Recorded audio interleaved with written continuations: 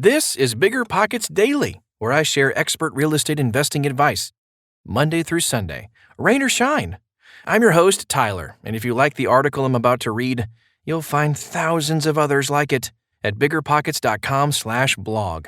So enjoy this show and check out the rest of our podcast too. Just search BiggerPockets on your favorite podcast app. The Top 7 Sacrifices Real Estate Investing Demands by Eric Drankhon. I get emails and calls all the time about people wanting advice on how to invest in real estate. It is sort of flattering, like I have some sort of insider knowledge of the markets or what property or type of asset is the best investment today. But I am always willing to share my knowledge. Even more interesting are the investors who say something like, "If you find a property that I can make a quick $50K on, call me. I have the money to invest."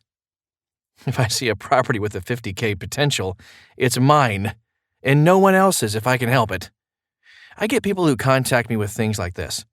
I have a goal to have 100 rental properties within 10 years.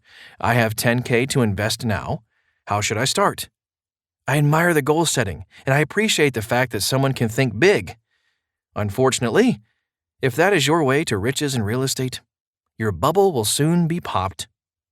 Do you have what it takes? There are many different ways to invest in real estate. I personally do rentals and have done a flip.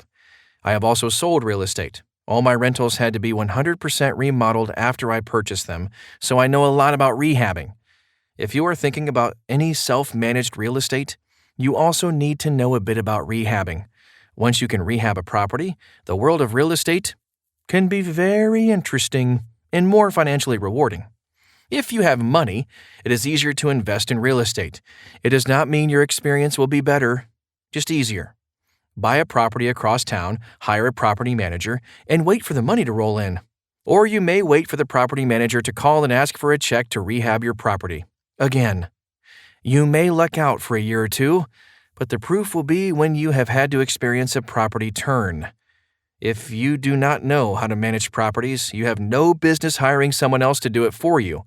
Get some knowledge first, so you can manage the manager. The top 7 sacrifices real estate investing demands. 1. Living below your means. To be an RE investor, you need to live below your means. You will need some capital to start. You do not get capital built up by spending all you make. You will need excess capacity on your credit line to be able to get a mortgage. No bank will loan money to someone who is already maxed out. If you have enough money to make a cash purchase, you will be at the top of the list in terms of buying potential. The seller does not have to wait for any approvals, worry about appraisals, or deal with a mortgage company that freaks out about a place that is not habitable.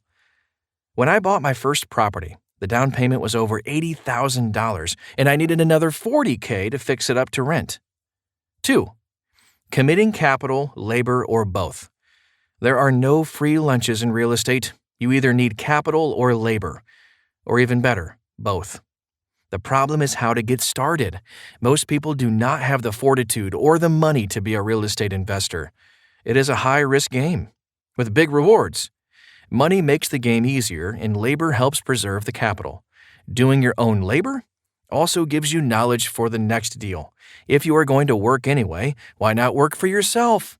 If you are going to hire someone, why not hire yourself? 3. Spending time and effort on education. BiggerPockets is great, but reading it alone will not get you there. Take some classes in RE education. In my area, it takes about $1K in tuition to become an RE agent.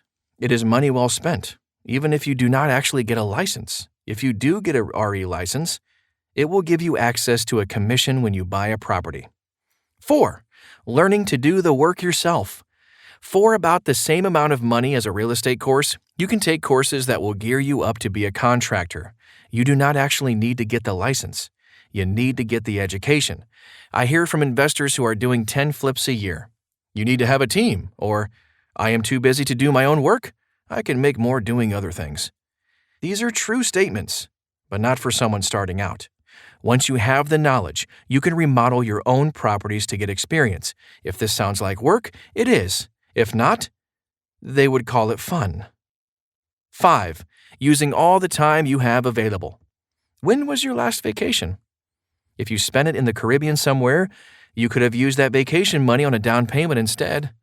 You could have used that time to take a class or do a remodel. If you called in sick from your real job because you needed a mental health day, you could have used that time to paint a kitchen rather than watch TV. Take a week of vacation and work a side gig to get extra money. Save money by changing your own oil and mowing your own grass.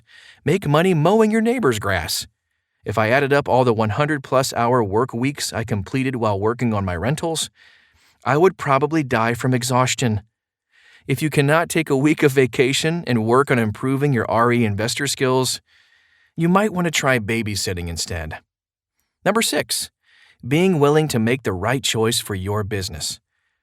What kind of car do you drive? If you are a real estate investor, a truck will do you better than a BMW. Get a real truck, one that can carry a piece of sheetrock, a piece of plywood, or a countertop. Try that in a Beamer. If you cannot drive a truck because you are too vain, stay out of the real estate game. A truck will say something like half-ton or better. I drive an F-350 diesel. If you have to have a BMW and cannot afford a truck, you might want to skip RE investing.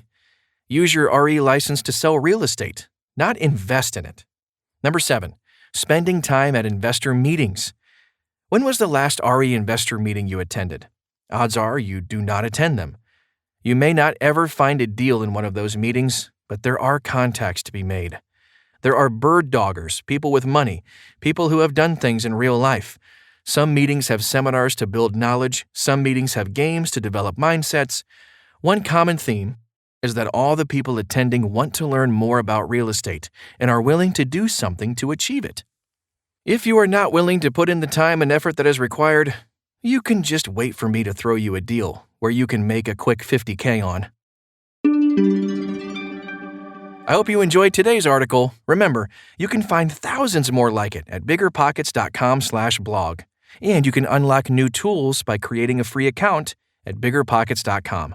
And for another fresh perspective on real estate investing, join me again, right here, tomorrow.